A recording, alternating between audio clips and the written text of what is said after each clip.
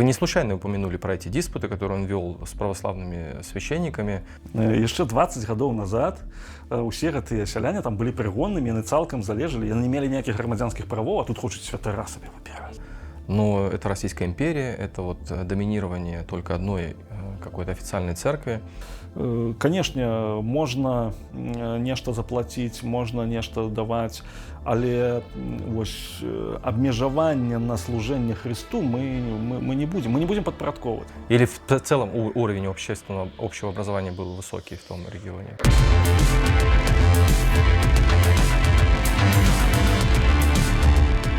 Все, поехали. Всем привет, дорогие друзья. Это канал «Помилуй блог», я ее ведущий Сергей Лукьянов. И мне очень приятно в очередной раз поднять такую тему, которая касается истории евангельского движения. Сегодня с нами Андрусий Внучек. И следующий герой, вы в комментариях писали, мы их увидели, мы их прочитали и решили отреагировать. И как раз поговорить о Левоне Примаченко. Это одна из ключевых таких лидеров евангельского, баптистского, и тогдашней терминологии штундистского пробуждения на Гомельщине в конце 19 века. Это 1875 год, когда первый раз, да, вы говорили, что зафиксировали вот эти массовые такие события. И еще Левона Примаченко называют главным лидером общины в деревне Усоха. Это Усохи, да, Усохи правильно будет. Это Добружский район Гомельской области. Да. И он был активен, мне кажется, вы об этом больше расскажете. В общем, не буду опережать события, потому что для меня этот человек стал, когда готовились к подкасту, я когда смотрел, гуглил, читал про Левона Примаченко, я ничего не прочитал. Просто вообще ничего нету. Про Проханова могу найти, про Фетлера могу найти материал, про других видных деятелей, про Павла Василия Гурьевича, пожалуйста. Там, из всех открытых источников, чат GPT, пожалуйста, расскажи мне про этого проекта. Про Левона Примаченко просто какая-то тишина. В общем, Андрусий Внучек, кандидат исторических наук, снова с нами. Историк, страстно любит историю евангельскую. Добро пожаловать, спасибо, что пришли. И вопрос. Вот в этой глубинке на Гомельщине в 1875 году, начиная с того времени, крестьяне массово начинают читать Библию, отказываться от алкоголя, говорить о личной вере в Христа. И местные власти встревожились, в том числе и духовенство православное, называют их штундистами, еретиками, даже социалистами их даже называли. Но это было одно из самых таких ярких духовных пробуждений на Гомельщине, во главе которого стоял Левон Примаченко.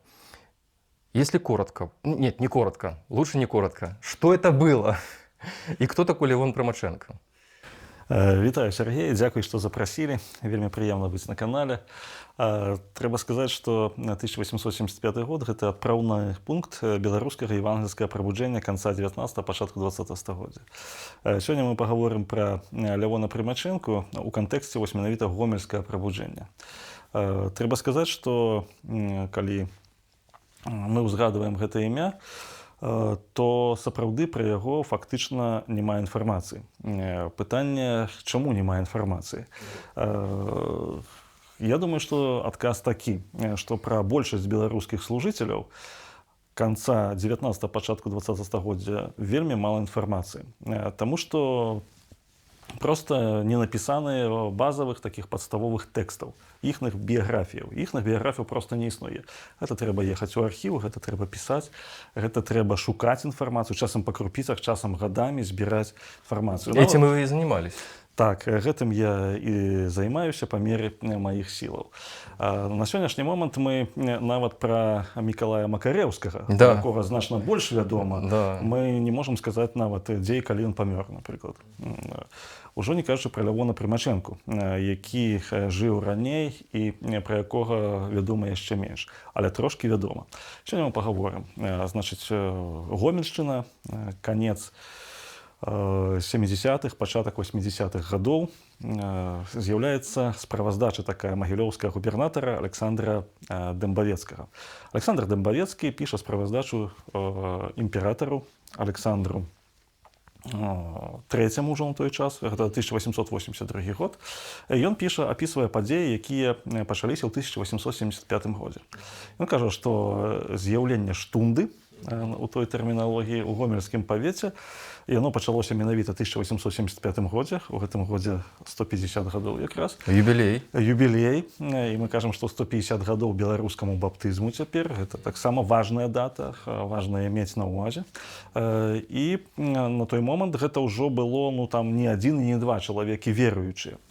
Дакладна мы ведаем, што Лявон Прымачэнка прыкладна ў той час і пакаяўся. Гэта быў ці 1875, ці 1876 год. Ёсць толькі адна яго біяграфія, вельмі каротенькая, там на некалькі абзацаў. Гэта біяграфія была апублікавана ў 1927 годзе ў часопісе «Баптыст Украіны». На сённяшні момант гэта ўсё. Больш фактычна нічога няма пра яго, і там сказана, што вось прыкладна ў гэты час ён пакаяўся. Архіўныя дакументы кажуць, што ва ўсохах гомельскага павету, сённяшні Добрыжскі раён, быў такі цэлы клан, кажа, Прымачэнкаў. Там это была вялікая сям'я, і вось ён якраз паходзіць з вялікай сям'і, што ён нарадзіўся ў 1854 годзе. То бок яму 22-23 гады на той момант, ён прымае Евангелие, і ён становіцца адным з асноўных прапаведнікаў. Прынамсі, у паліцэйскіх пратаколах, у данясеннях антысектанцкіх місіянераў ён усюды фігуруе як важак усохскай штунды. Важак. Важак. Менавіта такі тэрмін выкарыстоўваць. У прынцыпе, там было тры такія важакі. Гэта Лявон Прымачэнка, Захар Гуляў і Яўхім Ляшко, альбо Ляхаў. Там розныя вось гэтыя тэрміны. Ну і найбольш, канешне, аўтарытэтны, як пісалі, што найбольш актыўны прапаведнік гэта менавіта Лявон Прымачэнка. Што такое гомельскі павет і чым ён адрозніваўся? Увогуле мы павінны сказаць, што гомельскі павет, ён быў у Магілёўскай губерніі, у складзе Магілёўскай губерніі, ён адрозніваўся тым, што вельмі вялікая колькасць старавераў было. Расіян, старавераў, якія перасяліліся яшчэ ў эпоху Вялікага княства Літоўскага. Калі па ўсёй Магілёўскай губерніі было 16 тысяч, там амаль 17 тысяч старавераў, то больш за 12 тысяч з іх жыло ў гомельскім павеце. У тым ліку яны жылі ў вёсцы ў Сохі, у ваколіцы Дубовы Лог, у вёсцы Мікалаеўка, Вуць і гэтак далей. Вот яны там былі. Значыць, што мы можам сказаць? Што былі значныя традыцыі рэлігійнага дысідэнцтва. Вот просто... В этом регионе, да? Так, у гэтым рэгіёне былі значныя традыцыі. Другі момант, што вялікую частку насельніцтва гомельскага павета складала былая шляхта. У Расійскай імперіі арыстакратыя дзялілася на дзве часткі. Гэта дваране, тыя, хто пацвердзіў сваё дваранства ў дэпартаменце Герольдыі, і шляхта, тыя, хто у часы Вялікага княства Літоўскага меў шляхецтва, але не пацвердзіў згодна з дакументамі. І вот іх называлі шляхта. Расійскі ўрад хацеў іх перавесці ў аднадворцы, ну, фактычна зраўняць з сялянамі. Але гэта у тагачаснай тэрміналогіі іх называлі былая шляхта. Такім чынам, вось гэтыя стараверы, былая шляхта. І таксама, што датычыць чыноўнікаў. У час паўстання 1863-64 гадоў была такая тэндэнцыя палітыкі расійскага ўраду ў Беларусі замяніць усіх чыноўнікаў на рускіх. Таму што чыноўнікі мясцовага паходжання, яны лічыліся недобранадзейнымі палітычна. А вось Магілёўская губерня, ну і часткова Віцебская губерня, яны пазбеглі такой масавай замены. І засталася большая частка мясцовых чыноўнікаў. І Александр Дэмбавецкі, той самы, ён піша, што гэтыя людзі, яны паводле нацыянальнасці ўсе беларусы, мясцовыя, ён так і піша, беларуская арыстакратыя. Таму Магілёўская губерня тут, канешне, значна мела больш свабоды. Ну, таму што ўсе адзін аднаго ведалі. Чыноўнікі ведалі, чыноўнікі паліцыі нават ведалі адзін аднаго. Там нават у справаздачах ідзе такое, што паліцыя нічога не робіць, бо яны ж сваякі гэтым штундыстам. Может, даже і родственнікі. Ну, так. Праз некалькі там рукапацісканняў, як кажуць, яны ўжо там ведаюць там вось гэта. І таму, канешне, прабуджэнне, якое ахапіла у асноўным тры губерні Расійскай імперіі. Гэта была Херсонская губерня, гэта Кіеўская губерня, гэта Магілёўская губерня. Яно найбольш праявілася ў гомельскім павеце. Ну, вось, калі адказваюць на ваше першае пытанне, вось абмалявалі мы гістарычны кантэкст. Гістарычны кантэкст быў менавіта такі. І гэта прабуджэнне, оно звязана яшчэ з адным вельмі важным фактарам.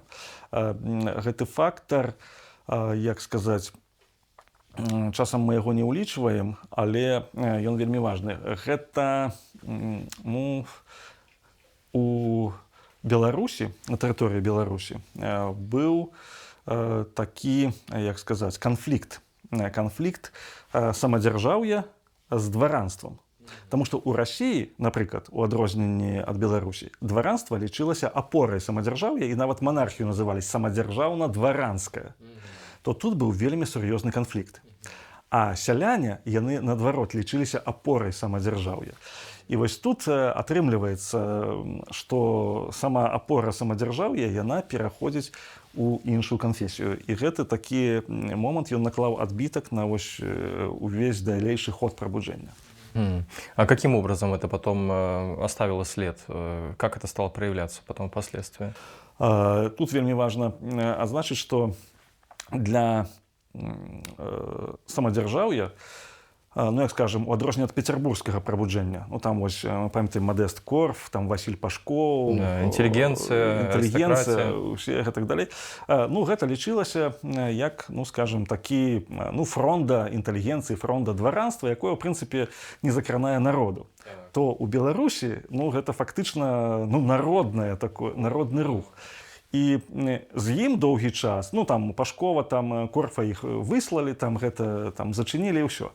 А вось з народам, які, тут яшчэ недавно паўстанне было, з народам, ну, так не зробіш хутка. І таму некалькі, там, ну, 10 ці больш гадоў там імкнуліся проста, ну, ісці на саступкі. Саступкі — гэта царкоўна-прыходскія школы рабіць, там, святароў прысылаць новых. Скасавалі ўсе аплаты за выканання рэлігійных абрадаў, напрыклад, за вянчанне, за адпяванне. Імкнуліся вось нешта так, ну, скажем так, ну, не будзеш ж ісці ў наўпроставы канфлікт з самім народам. А там же ж, ну, пакаяўся ва ўсохах сельскі стараста, Захар Гуляў. Там фактычна афіцыйная ўлада ўсохскай сельскай грамады, а там же это больш за 1000 чалавек. Яны, ну, сталі евангельскімі веруючымі. Фактычна цэлы населены пункт, ён, ну, аддзяліўся, так груба кажучы, у такой духоўнай прасторы ад усёй астатняй часткі вось гэтага гомельскага павету. І тут зусім іншая палітыка была. І доўгі час вось гэтыя паліцэйскія меры, яны не прымяняліся, таму што, ну, канфлікт і так ёсць з дваранствам, а яшчэ калі канфлікт з сялянствам будзе. Да, это массовый характер. Ну, имеет, так, да. так. Таму вось эту специфіку, ну, трэба ўлічваць просто при анализе этих падзеяў. Интересно. Еще раз такой уточняющий вопрос. Вот сама личность Леона Промашенко, он как раз принадлежал вот к обычным селянам, или, то есть происходил, или он имел отношение к шляхте? Вот что-то известно про это? Вось мы дакладна не ведаем. Мы ведаем, што вёска ў Сохі, яна падзялялася на такую і сялянскую, і шляхецкую часткі. Ці ён паходзіў з аднадворцаў, ці паходзіў з сялянаў, мы дакладна не ведаем. Але мы ведаем дакладна, што ён быў чалавекам адукаваным, ён умеў чытаць, ён мог прапаведаваць, і ён мог, напрыклад, уступаць у дыскусіі з праваслаўнымі святарамі, якія мелі акадэмічную адукацыю. Наконт, напрыклад, святога падання і святога пісання. Ну, вот яны, ну, гэта дыспуты цэлыя былі. Ну, напрыклад, шанаванне там абразоў, іконаў, ці пытанне адносінаў да адукацыі ўвогуле. Лявон Прымаченка, мы чытаем, што ён кажа: мы разумеем, што калі тут арганізуюцца школы, то ў школах будуць вучыць нашых дзяцей праваслаўныя святары. Але мы ўсё адно выступаем за школы. Тому что трэба вучыцца, трэба вось гэту асвету мець. Ну, ён як бы... То есть он за образование, за так, просвещение, за... Ну, это как бы маркеры, указывающие на то, что все-таки он не был... Ну да, то есть он мог иметь отношение. Или в целом уровень общего образования был высокий в том регионе? Ну, тут трэба сказаць, што зусім не. Паводле там статыстыкі вельмі мала было людзей пісьменных. Але з іншага боку, пісьменнасць як вызначалася, што ну, ці ўмеў там чалавек чытаць і пісаць па-руску. Ага. А калі ён не меў па-руску, то ну, часам проста пісалі непісьменны. А гэта яно не заўсёды на тэрыторыі Беларусі, там, Польшчы там, ці балтыйскіх губерняў, яно не заўсёды так працавала на той момант. І на сённяшні момант мы адназначна можам сказаць, што Прымачэнка быў чалавекам адукаваным, і больш за тое, ён лічыў адукацыю вельмі важнай часткай служэння ўвогуле евангельскай царквы. Что касательно вот этих диспутов, про которые вы уже упомянули, вы не случайно упомянули про эти диспуты, которые он вел с православными священниками. Это где-то упоминается? И есть какие-то подробности этих диспутов? Как, ну, то есть тематика понятна? Откуда эта информация? Вельмі важное пытанне. Трэба сказаць, што паколькі прабуджэнне ў Гомельшчыне развівалася вельмі маштабна, то туды былі прысланыя на поўную стаўку, на фулл-тайм, два антысектанцкія, так называлі ў тагачаснай тэрміналогіі, місіянеры. Гэта Васіль Галынец і гэта Іван Шабека. Адзін быў з Сененскага павета тагачаснай Магілёўскай губерні, а другі быў з Гомеля самога, быў Траецкая царква, і яго пераслалі ў Гомельскі павет, у вёску. Вёска Вуць, вёска Дубовы Лог і вёска Усохі. І вось яны прыязджаюць, і яны павінны былі, паколькі яны атрымлівалі аплату, і даволі такі немалую аплату, ну, штогадовае ўтрыманне было 2000 рублёў. Ну, па тагачасных это вельмі значныя грошы. Яны павінны былі кожны месяц даваць падрабязныя справаздачы пра сваю дзейнасць. І вось з гэтых справаздачаў пасля друкаваліся асобныя часопісы. Ёсць 4 выпускі. Яны былі для службовага карыстання. Такія старонак па 40-50 кожны выпуск. Яны друкаваліся ў друкарні Сінода. І вось гэта сінодальныя друкарні распаўсюджваліся не толькі па Магілёўскай епархіі, але па іншых епархіях. От калі у вас з'явіцца штунда, ці пачнецца такое іванскае прабуджэнне, вось так. І вось у гэтых справаздачах антысектанцкіх місіянераў Галынца і Шабекі утрымліваецца вельмі падрабязнае апісанне. І там ёсць да гэтых справаздач дадаткі. Напрыклад, размовы з мясцовымі прыходскімі святарамі. Быў такі Александр Кутневіч, Якаў Стратановіч, якія проста служылі там. І яны апісвалі сітуацыю, што адбываецца ў іхных прыходах. Вось прыход быў як прыход, а пасля з'яўляецца там штунда, з'яўляецца рэлігійная літаратура, з'яўляецца Біблія, і адбываецца тое, што адбываецца. У першую чаргу вернікі, вось гэтыя Усохі, Дубовы Лог, яны адкрыта заяўляюць: мы самі сабе хочам выбіраць святара. А на той момент, ну, гэта рэвалюцыйная проста ідэя. Ну, як самі это православные верники говорят так или местные евангельские? Это сейчас про евангельские мы говорим, да? Мы дакладна не ведаем. Ну, я ўжо казаў, што пакаяўся, перайшоў івангельскую веру Захар Гуляў, а ён сельскі стараста. От ён збірае сельскі сход. Сельскі сход, ну, это ўсю грамаду. Ён збірае, ну, і там падымаюцца розныя пытанні. Там як уладкаваць, там, напрыклад, дарогу, як там падзяліць зямлю, якія там адносіны паміж суседзямі, маецца на ўвазе маёмасныя ці так далей. І сярод іх, ну, падымаецца пытанне такое, што мы хочам выбіраць прэсвітараў. Ну, калі прэсвітараў, то, ну, ясна, што евангельскіх ужо у арыгінале ідзе менавіта так. Мы хочам сабе выбіраць. Это ёсць наша права. І Кутневіч, ён нават піша, што, ну, пры прыгонным праве такога, гэта ж немысліма проста. Яшчэ 20 гадоў назад усе гэтыя сяляне там былі прыгоннымі, яны цалкам залежалі, яны не мелі ніякіх грамадзянскіх правоў, а тут хочуць святара сабе выбіраць, прэсвітара. І больш за то яны ўжо выбралі, дэ-факта яны выбралі. І выбралі Лявона Прымачэнку. У іх хаце Лявона Прымачэнкі адбываюцца малітоўныя сходы. Кажуць, што збіраецца вельмі шмат людзей. І вось гэта ўсё апісваецца, калі вяртацца да крыніцаў, вось гэта ўсё апісваецца гэтымі антысектанцкімі місіянерамі. Прыкладаюцца спісы, хто там быў у церквах, якія, і яны наведваюць гэтыя набажэнствы. Напрыклад, Васіль Галынец, да і Шабека таксама, яны проста прыходзяць на гэтыя набажэнствы. Набажэнствы цягнуліся 3-4 гадзіны. яны опісваюцца так, што там сярэдняе так набажэнства 4 гадзіны.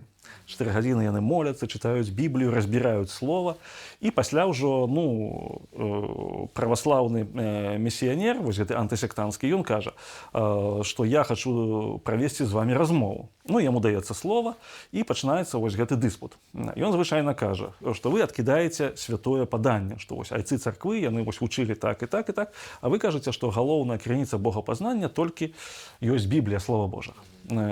Слова Божае. І вось пачынаецца гэты дыспут. Дыспут, ён вядзецца, у прынцыпе, яны даволі такія тыповыя, што праваслаўныя святары кажуць, што вы не можаце зрабіць ніводнай таямніцы, таму што у вас няма рукапакладзеных святароў. З гледзяшча того было. Да, мы для наших зрителей мы поясним, что апостольская преемственность — это очень-очень большое понятие, как в католической церкви, так и в православной церкви. Это непрерванная цепочка рукоположений, начиная от апостола Петра и до сегодняшнего дня. Так. И это была главная претензия к евангельским верующим, что это прервано. А вы, наприклад, робіце ламанне хлеба. Ось у вас адбываецца самастойнае ламанне хлеба. Што вы робіце, это ж вы не маеце права гэта. На аснове Бібліі, наприклад, Прымачэнка, Гуляў і Ляхаў, яны адказваюць. Вось ёсць такія у нас пастулаты, згодна з якімі, што кожны, хто верыць у Ісуса Хрыста, дзе двое ці трое збяруцца ў імя Яго, ёсць вучні Хрыста. І у нас ёсць пытанне, што калі мы не можам мець такой таямніцы, то на аснове чаго вы гэта кажаце? Ці вы гэта кажаце на аснове Бібліі, ці на аснове вось якраз святога падання, вучэння айцоў? Калі вы кажаце на аснове святога падання, то Біблія вышэй за гэта. А праваслаўныя святары, часта такое бывае, што кажуць, гэта працяг Бібліі, гэта развіццё. Я кажу, ніякае не развіццё, не. Давайте аддзелім, выразную паставім мяжу. І вось такія, часам яны заканчиваліся мирно даволі, і ўсе разыходзіліся, часам былі конфликты. У меня был вопрос, как они заканчивались? То есть никаких потом после этого не было типа санкций? И вообще, я так понимаю, что поскольку писали вот все эти отчеты сами вот эти вот работники, которым платили баснословные деньги, то есть как это подавалось? Как ангажировано? Типа мы победили в этих диспутах или как в этих источниках? Трэба сказаць, што вось тыя антысектанцкія місіянеры, это ж таксама былі адукаваныя людзі. Яны разумелі, што сітуацыя нетыповая, нетрывіяльная, і яны былі даволі такія людзі падрыхтаваныя. Яны апісвалі сітуацыю, па-перша, што яны рэальна апісвалі сітуацыю. Вот што мне падабаецца ў тых крыніцах, што там, некаторыя там ёсць, конечно, такая сама лексіка, але сітуацыю яны апісвалі даволі рэальна, гледзячы таго. Вельмі цікавы момант, што яны записывалі, сам тэкст справаздач ідзе па-расейску, але калі цытату ўстаўлялі, ось дакладную цытату, і нават беларускі тэкст ідзе. Ось, напрыклад, гаворыць там той і той селянін, там Іван Прымачэнка, все, тэкст ужо ідзе па-беларуску. Яны імкнуліся перадаваць даслоўна. Вот што яны казалі. Часам яны дадавалі свае каментары, часам не дадавалі свае каментары. Цікавы момант, што ў першых церквах відавочна набажэнства ішло па-беларуску. Вот, я тоже хотел уточнить. То есть это были белорусскомовные церкви? Стыхійна. Да, стихийно, да. Стыхійна, так. Не тое, што яны там ставілі сабе пытання, там, што мы будзем беларускія ці расійскамоўныя, але стыхійна былі беларускамоўныя, таму што ёсць дакладныя цытаты. Вось, і вось гэтыя праваслаўныя святары, канешне, для іх было таксама, вельмі важны момант, вельмі важна адлюстраваць сітуацыю. І плюс у іх жа ж пыталіся, што рабіць рэальна. Вось Васіль Галанец, ён, на яго гледзячы, такі чалавек даволі са стратэгічным мысленнем. Ён казаў, першы момант, зрабіць нешта увогуле сітуацыі па адукацыі. Вось калі бяром вёску Вуць, то у справаздачы Галынца выразна напісана, што там 1884 годзе царкоўна-прыходская школа працавала за год толькі 2 тыдні. Ого, вот так вот. Вот тебе и образование. Паўмесяца за год. Што можна навучыць за такі час і так далей. Таму Галынец, ён дае канкрэтна парады. Давайце нешта рабіць з гэтым. Пасля высветлілася, што у праваслаўных прыходах няма ніводнага хора. А ён кажа, усе жыхары збіраюцца паслухаць хор баптыстаў. То бок на выступленне баптысцкіх хароў яны пішуць так выступленне іхнае вось заспеў. Ну, збіраюцца ўсе. Давайте нешта мы хары, вось гэта, ну, неяк так. Пасля і хары там у школах і так далей. Пасля урачыстыя набажэнствы праводзяць. Пасля прысылаць людзей адукаваных з акадэмічнай падрыхтоўкай. Таму што таксама ёсць запіс такі, што там настаўнік такі царкоўна-прыходскай школы, ён там узяў і высмейваў нейкія біблійныя сюжэты. І прытым з такой прымітыўнай крытыкай выступаў, што гэта выклікала ўнутраны пратэст у асяроддзі простага народу. Яны такі пішуць, дарэчы, просты народ. Ну, яны ўжо ўсведамляюць, што царква народная, што народ абурыўся, што вот, ну, прадстаўнікі нібыта адукаванай інтэлігенцыі вот так просто, ну. І прытым ён кажа, што, ну, ніякіх падставаў там не было. Ён просто, ну, вот такія людзі. Людзі, якія, ну, не мала адукаваныя, але ну, вось, яны павінны быць замененыя. Інакш вось гэта, як ён піша, заражэнне штундызмам, яно будзе толькі распаўсюджвацца. Яшчэ магу адзін момант дадаць да гэтага, што на самом пачатку ніхто ж не хацеў, скажем так, ствараць новую царкву ці новую канфесію. Ну, такой мэты нідзе не было. І мы, ну, асабліва 70-е гады. Или заговора такого не было. Давайте мы там создадим. Так. Што ж там будзе там новая, там баптысцкая царква і так далей.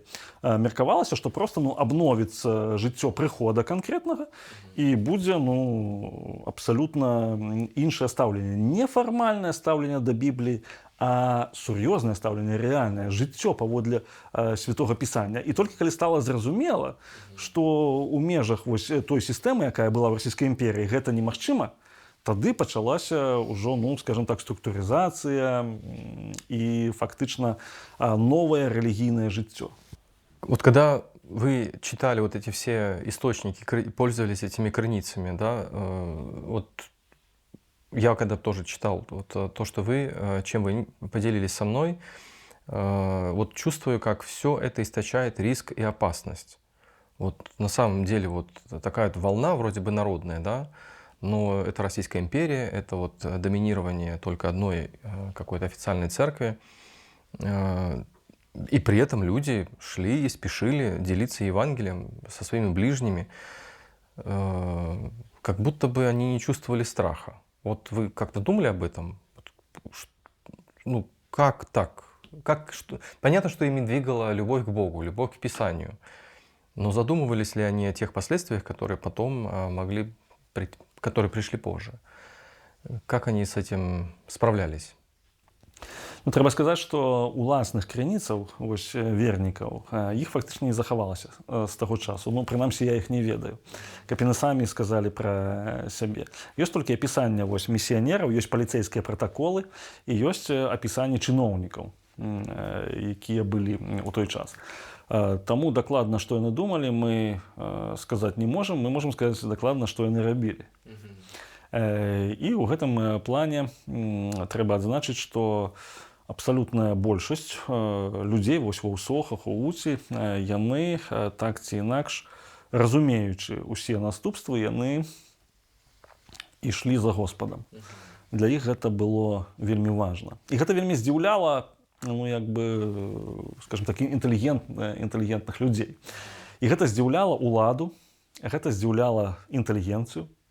Ну, напрыклад, беларускія народнікі выдаюць такі часопіс «Гоман», нелегальны, змагаюцца за самастойнасць Беларусі, там у Петербургу. І яны заяўляюць, што вось у Магілёўскай губерні вельмі шырока развіваецца штундызм.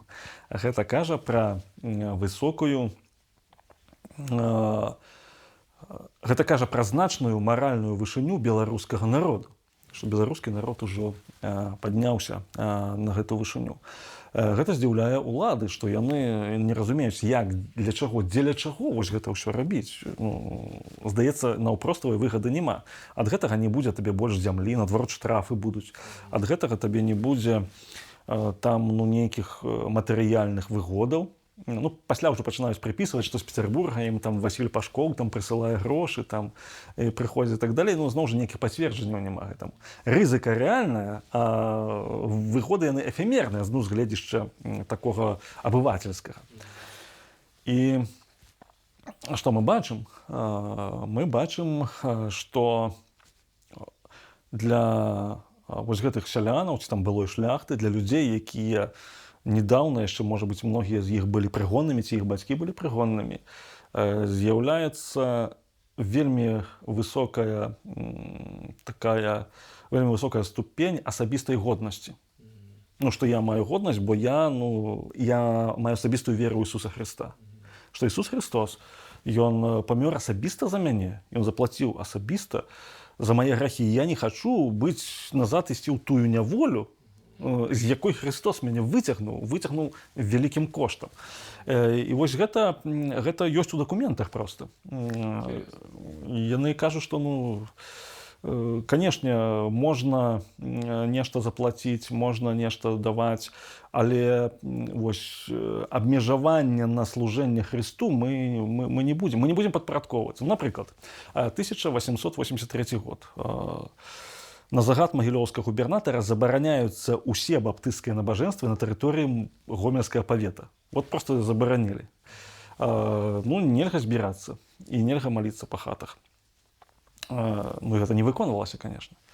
Таму што ёсць Слова Божие, якое выразна кажа, што трэба збірацца.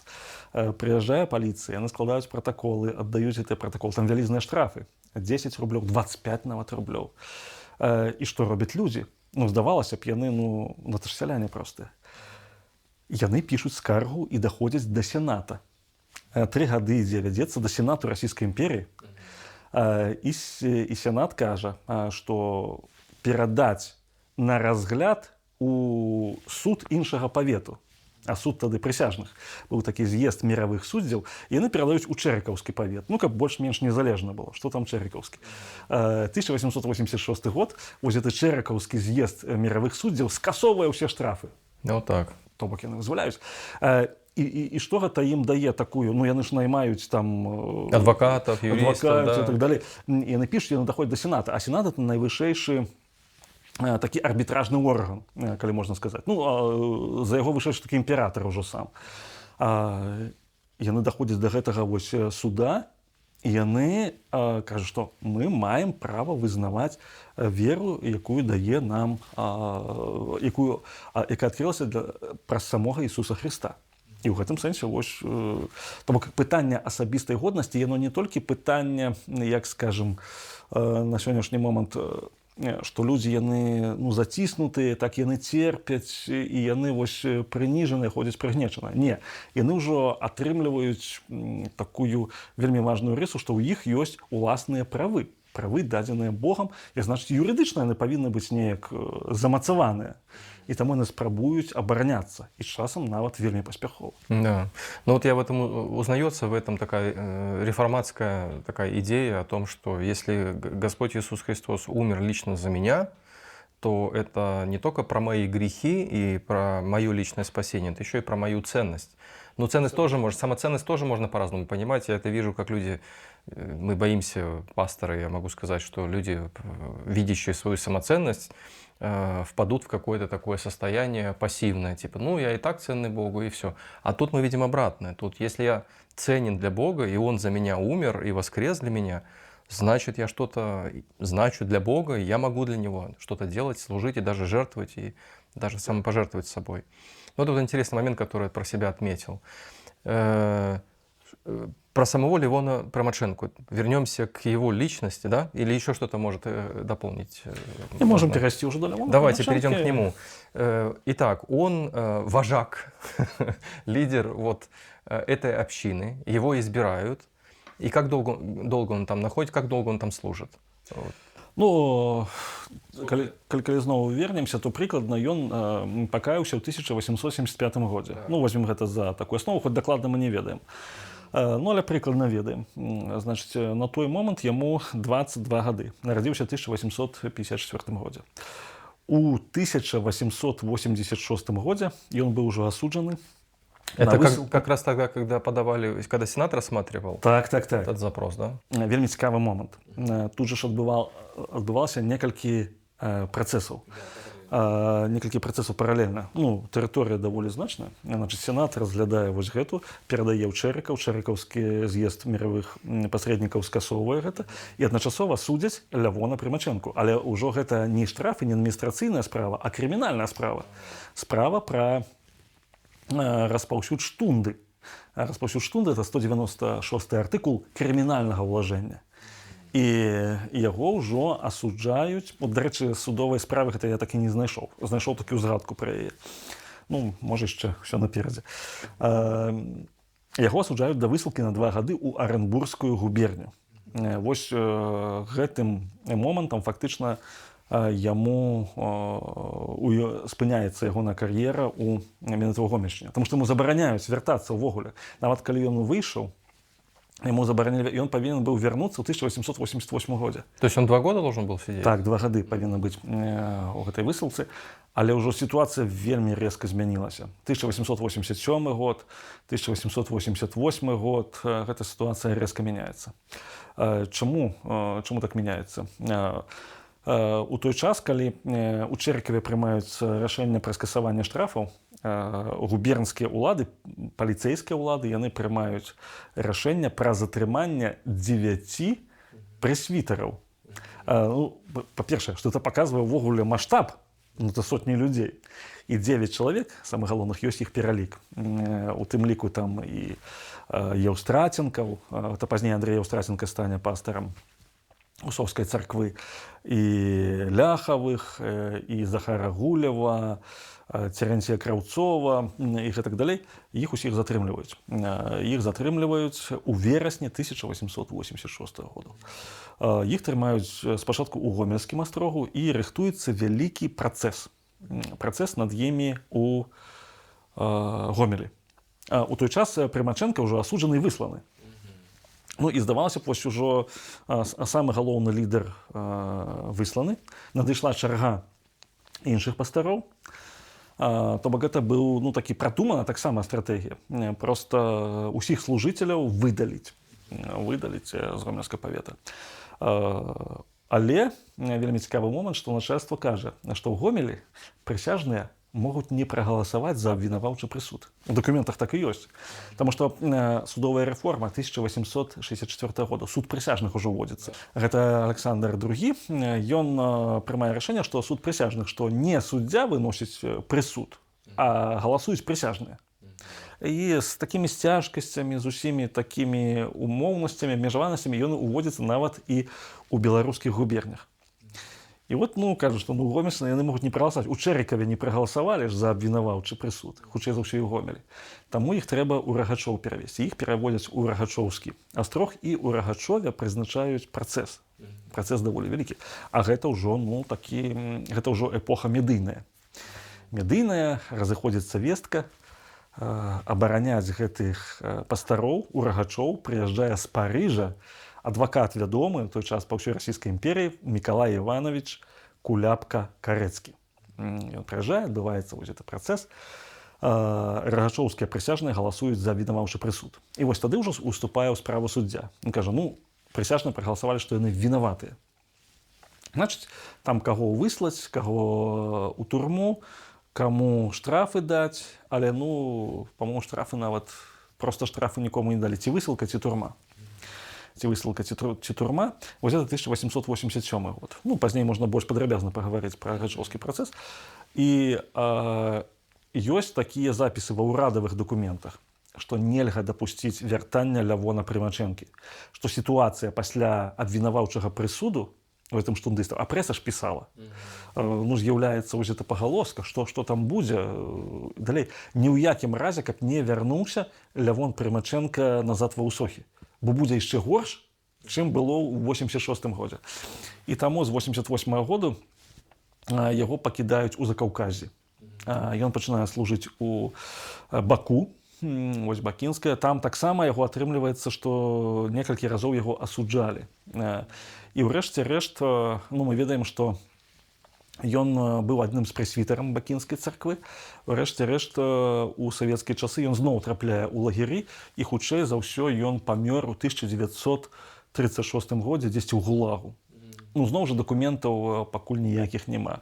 Такім чынам мы можам адназначна сказаць, што ягонае служэнне на Гомельшчыне працягвалася прыкладна 10-11 гадоў. 2 года тюрьмы, и потом все остальное время Баку, и уже сменяется вообще полностью политический строй, и уже при советской власти он исчезает в ГУЛАГе.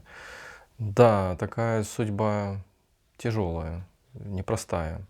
И какое наследие вот этого пробуждения гомельского на сегодняшний день в этом регионе, сравнивая? То есть что, может быть, вы знаете о каких-то людях, которые вышли потом из этого движения, или какие-то церкви до сих пор, может быть, живы, общины какие-то, которые помнят? Что-то есть? Может быть, яшчэ трошки вернемся да Прымачэнкі. Давайте. Вось у гэтыя 10 гадоў, што ён рабіў? Давайте тогда вернемся к тому, что делал Левон Прымаченко в течение всех этих 10 лет, находясь в Гомельщине. Таму што звесткі ёсць. Першы момант. Трэба сказаць, што усе і антысектанцкія місіянеры, і паліцэйскія улады яны казалі, што гэта самы папулярны прапаведнік сярод моладзі. Ён прапаведуе на вуліцах. А на вуліцах это было найбольш небяспечна прапаведаваць, таму што шмат сведкаў, таму што нелегальныя там сходы і гэтак далей. Па вечарах ён збірае моладзь і дзяцей вакол сябе, і ён прапаведуе. І казалі, што вельмі шмат маладых людзей, яны якраз ідуць менавіта за ім. Ён быў чалавекам, які, скажам так, разумеў, як мне сёння бачыцца, ён разумеў, што час даволі абмежаваны, а час ёсць нейкая магчымасць свабоды. І вось ён у гэты час ён проста увесь пасвячаецца. Другі момант гэта служэнне распаўсюду біблійнай літаратуры. Ён ездзіў па ўсім гомельскім павеце, а можа дзесьці шырэй, з евангеллямі. Тады былі асобныя новы запаветы і 4 евангелі, так званыя. 25 копеек каштавалі.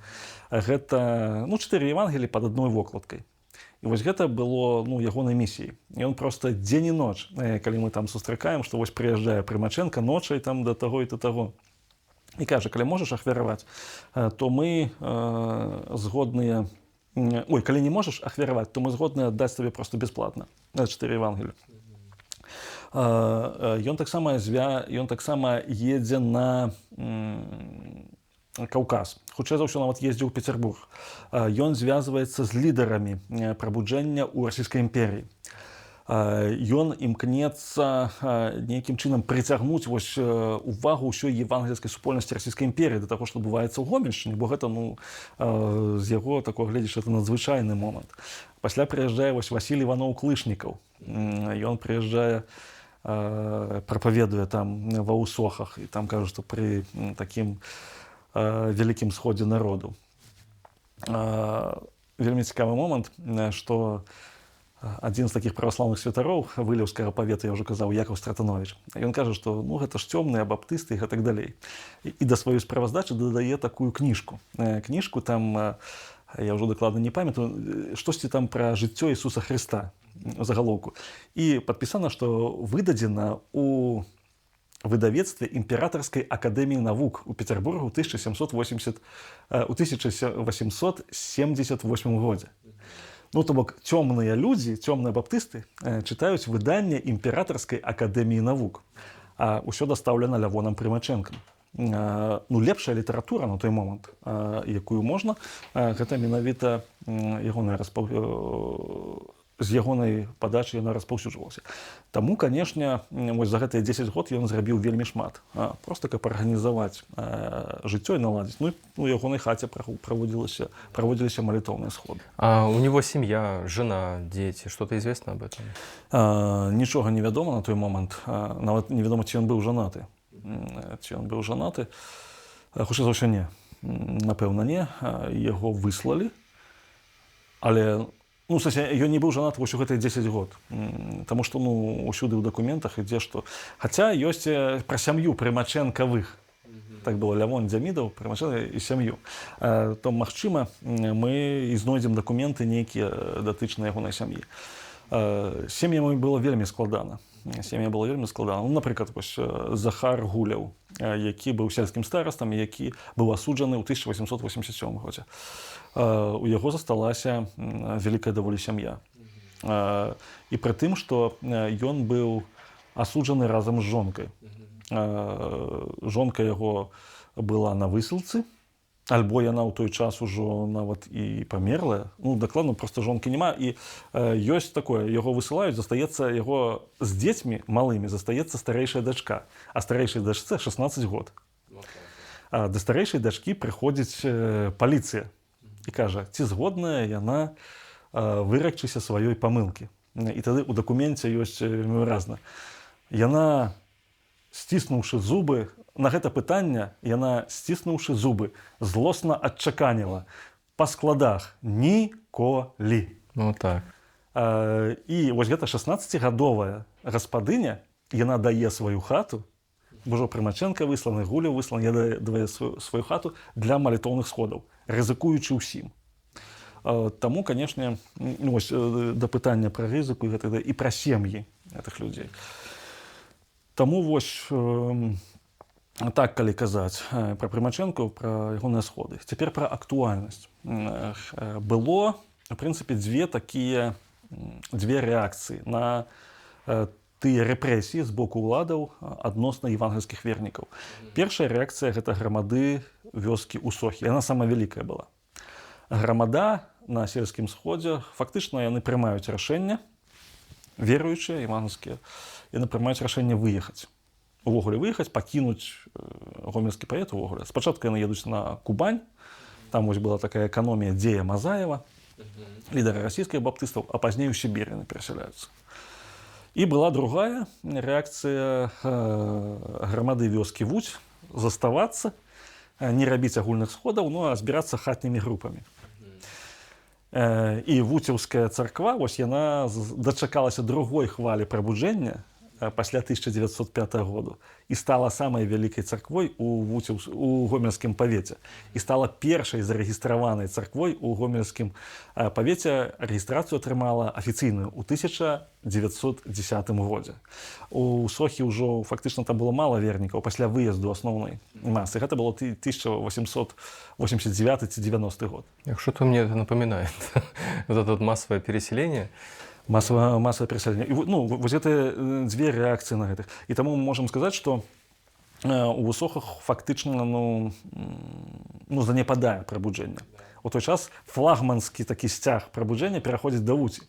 І Вуць яна просто там у 1912 годзе будаўнічыя матэрыялы для пабудовы малітоўнага дома дае сама святлейшая княгіня Ірына Паскевіч-Эрыванская.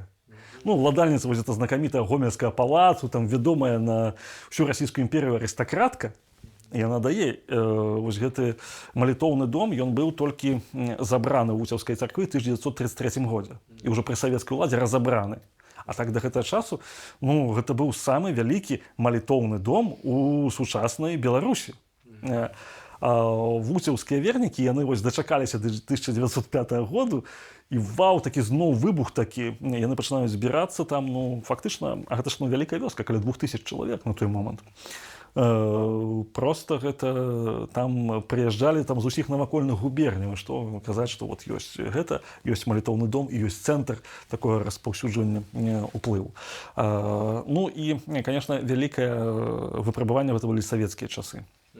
У савецкія часы, конечно, таксама засталася грамада, але ўжо не такая вялікая. Але цэнтр перамясціўся ў Гомель сам. Гомельская царква Марк Герасименко, 1909 год, атрымлівае афіцыйнае права на правядзенне малітоўных сходаў. І вось у савецкія часы вернікі яны сцякаюцца з сучаснага Добраўскага раёна, Веткаўскага раёна, сцякаюцца ў сам Гомель.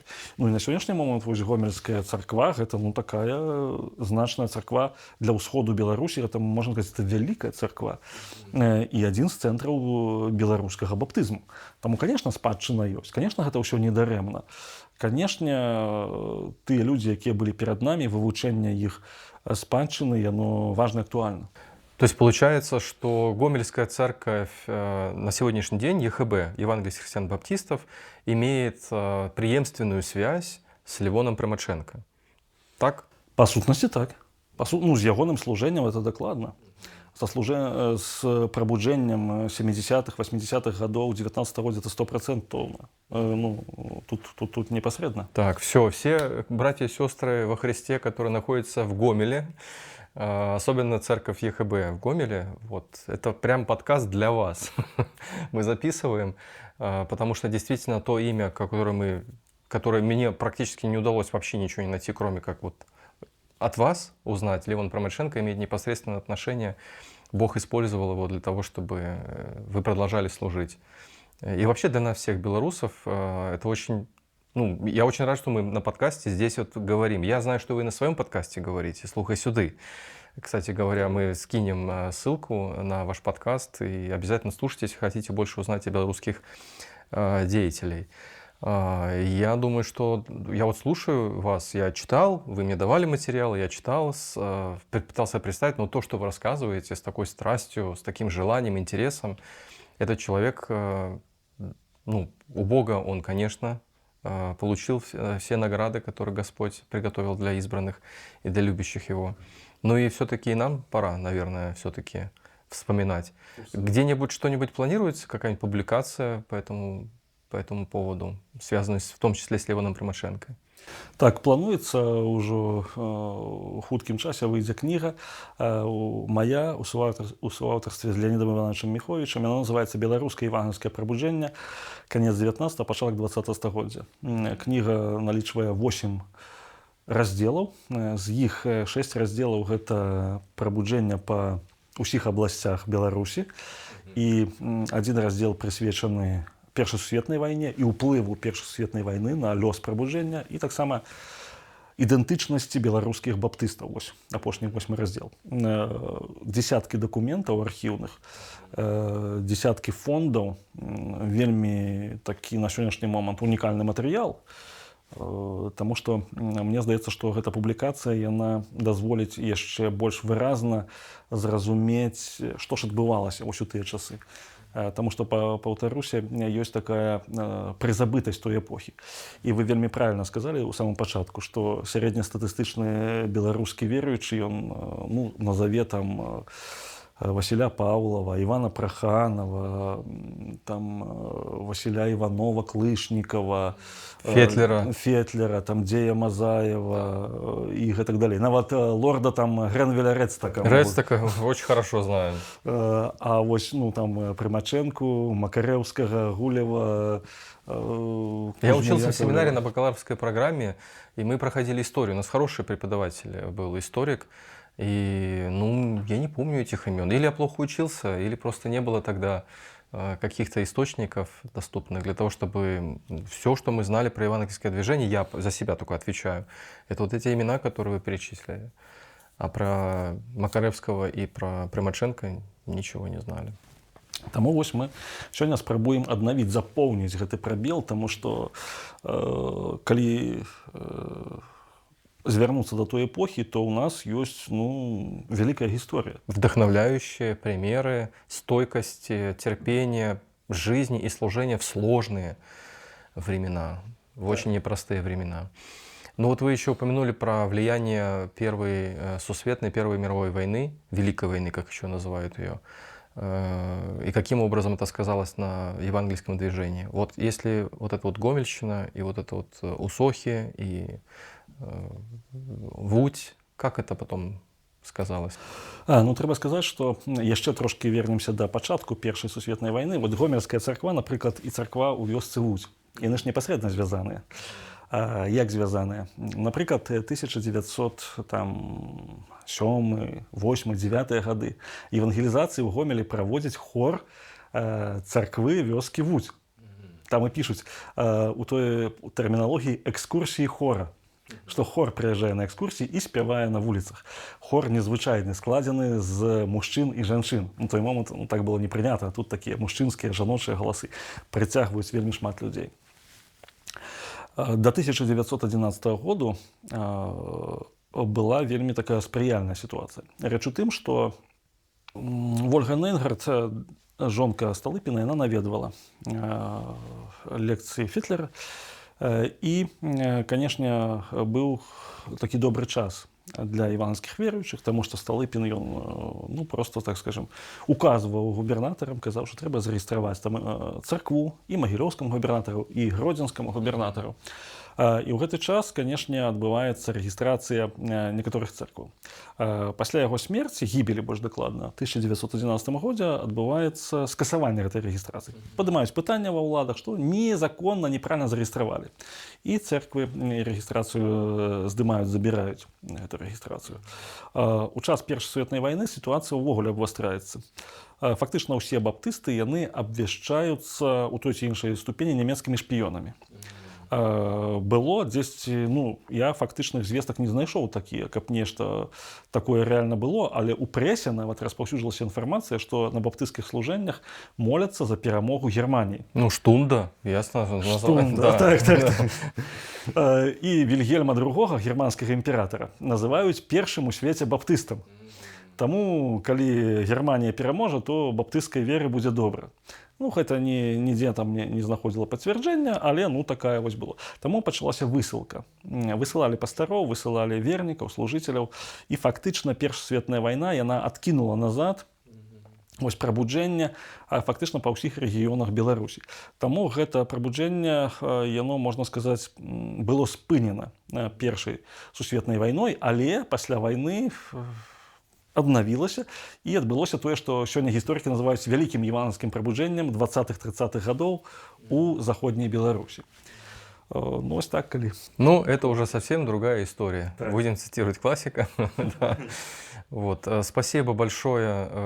Обо многом я не успел задать вопросы. Так интересно вас слушать, Андрусь, что хочется вклиниться с еще одним вопросом, Ну, просто у нас эфир не резиновый, хотя можно снимать, но тем не менее, может быть, продолжим, если что-то еще найдете, или, может быть, какую-то другую тему предложить нашим подписчикам, чтобы они в комментариях могли предложить. О ком вам интересно было бы потом рассказать? Может быть, кто-то есть у вас на уме? Ну, трэба сказаць, што вось пра тую кніжку, якую мы гаварылі, там жа ж прабуджэнне ў кожным рэгіёне. Ага, мы можам там запісаць хоць 6 выпускаў. Отлично. Таму што, напрыклад, мала хто ведае пра віцебскае прабуджэнне, што там было. А там ж таксама былі 2 хвалі. Мала хто ведае там пра гісторыю мінскай царквы там, ці гродзенскай. Тому ну, мы можем идти... Так, вот что-то интересно. Минская, значит, Витебская область, Минские церкви. В общем, ребята, подписывайтесь, ставьте лайки, оставляйте комментарии и предложите, о чем вам интересно. Поговорите из того, что вы, Андрусь, уже перечислили. Так что, ну, мне кажется, мне интересно было бы про Минск поговорить. А вы как считаете? Безумоўна. Тым больш, што ну, зроблена пэўная праца.